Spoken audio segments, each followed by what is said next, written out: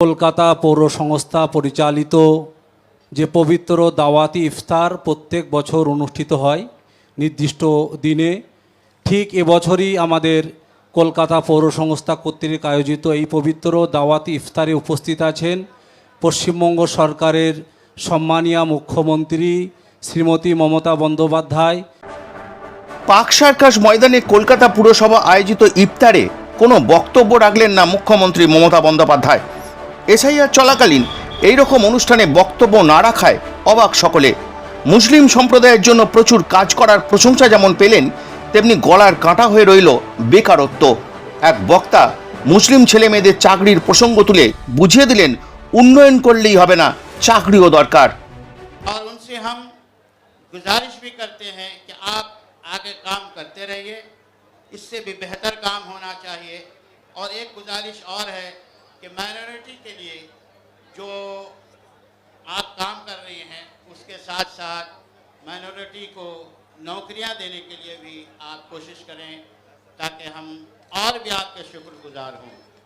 Minority को नौकरियां देने के लिए भी आप कोशिश करें, ताकि हम और भी आपके शुक्रगुजार हों।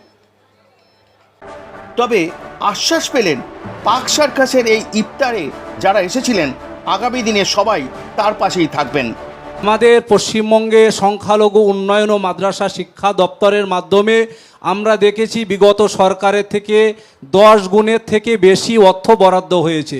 এবছর এই ফাইন্যান্সিয়াল ইয়ারে আমাদের 5,600 কোটির বেশি বরাদ্দ হয়েছে সংখ্যালঘু উন্নয়ন ও মাদ্রাসা শিক্ষা দপ্তরের জন্য। আমরা লক্ষ্য করেছি গতকাল মাননীয় মুখ্যমন্ত্রী মমতা বন্দ্যোপাধ্যায় সংখ্যালঘুদের জন্য কালচারাল সেন্টার তিনি স্থাপন করেছে নিউ টাউনে। তাছাড়াও আমাদের ঐতিহ্যবাহী ইসলামিয়া হসপিটাল, যেটা অত্যন্ত সুনামের সাথে পরিচালিত হয়, সারা ভারতবর্ষ সারা বাংলার বিভিন্ন সম্প্রদায়ের মানুষ এখানে চিকিৎসা পরিষেবা নেওয়ার জন্য আসে। সেই ইসলামিয়া হসপিটালের জন্য মেডিকেল কলেজ করার জন্য রাজ্য সরকার জমি বরাদ্দ করেছেন। রাজ্য সরকারের মাননীয় মুখ্যমন্ত্রী তানাকে আমরা সংখ্যালঘু সম্প্রদায়ের পক্ষ থেকে, বিশেষ করে অল ইন্ডিয়া ইমাম অ্যাসোসিয়েশনের পক্ষ থেকে আন্তরিক অভিনন্দন এবং মোবারকবাদ জানাচ্ছি। আমরা সবাই সরকারের সাথে আছি এবং পশ্চিমবঙ্গের মাননীয় মুখ্যমন্ত্রীর জন্য আমরা দোয়া করছি।